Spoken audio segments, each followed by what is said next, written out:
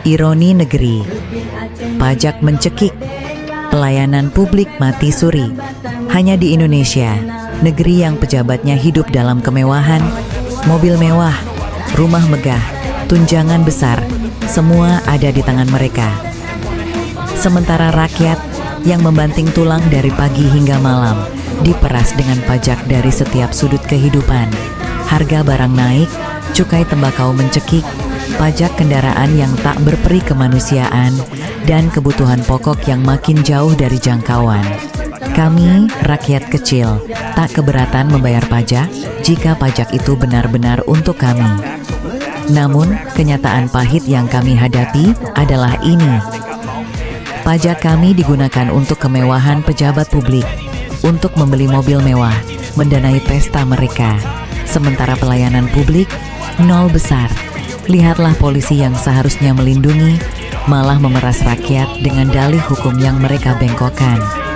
Lihatlah pejabat yang seharusnya melayani, malah sibuk berlomba mencari celah untuk korupsi.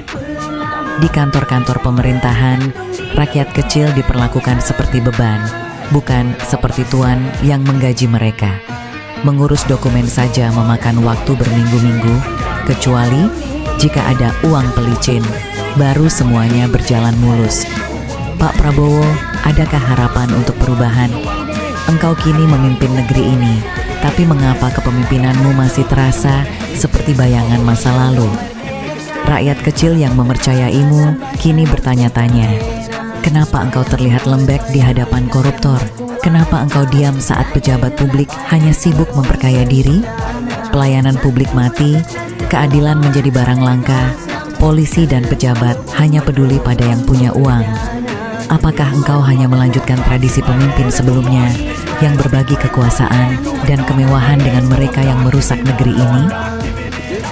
Pak Prabowo, jangan biarkan harapan rakyat mati.